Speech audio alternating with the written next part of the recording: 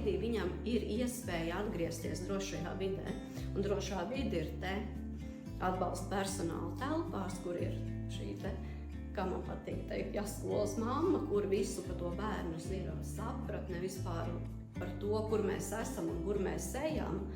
Visiem, sākot ar skolas apkopē, jo te mums jārunā arī plašāk. Ir, ka, protams, pedagogi ir cilvēki ar izglītību, ar augstāko izglītību, un pat tiem ne visiem ir šī spēja tolerēt, ka skola ir vieta, kur ir durvis atvērts visiem bērniem, nevis kādai noteiktai kategorijai, bet tas arī ir sapratni dežurantam, tas ir sapratni pašvaldības policistam, kurš no rīta vaktē šīs stāvvietas, lai neaizņem, jo tur iebrauks bērni, kuriem ir invaliditāte.